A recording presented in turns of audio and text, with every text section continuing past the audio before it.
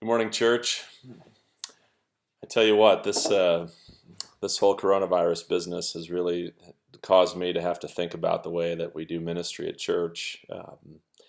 I, yeah, this is probably really odd to see me online in a video. It's odd for me, but I guess these quote unquote unprecedented times call for unprecedented measures, and so. Here's your pastor doing his best to try to care for his flock.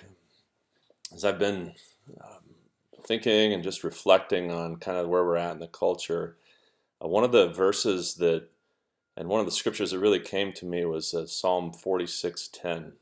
It says this, it says, "Be still and know that I am God." And as I went into the scriptures and started reading that, just reading the whole psalm, I just wanted to share it with you. The psalm says, "God is our refuge and strength, an ever-present help in trouble. Therefore we will not fear, though the earth give way and the mountains fall into the heart of the sea, though its waters roar and foam and the mountains quake with their surging." Just those first three verses speak of God's protection, and I want you to know that God is our refuge. He's our strength. He's a place that we can turn to during these unprecedented times.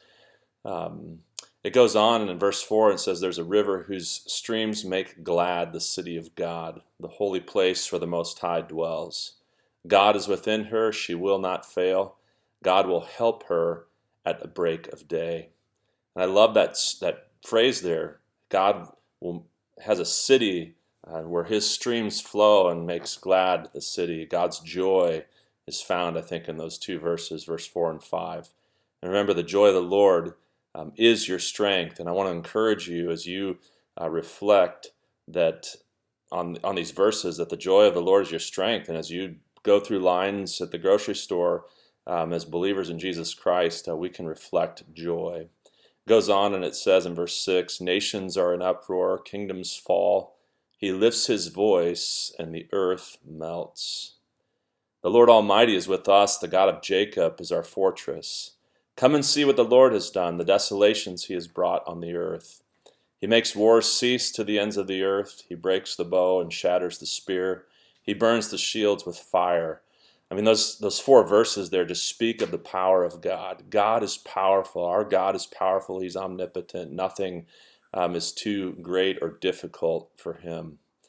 And then it finishes with this. It says, "Be still and know that be still and know that I am God. I will be exalted among the nations. I will be exalted in the earth. The Lord Almighty is with us. The God of Jacob is our fortress." And again, "Be still and know that I am God. I will be exalted among the nations." It speaks of God's purpose for us. And so God will be exalted even in the midst of these hard times. Look for ways to glorify God in the midst of this uncertainty. Remember, he is God. He loves you and he is for you. And know too that I love you and I'm praying for you. And I hope too that you will consider joining in with us on Sunday morning as we do a live stream service at 9:45, same regular Crossroads time. Hopefully we'll be on time, assuming that everything works well.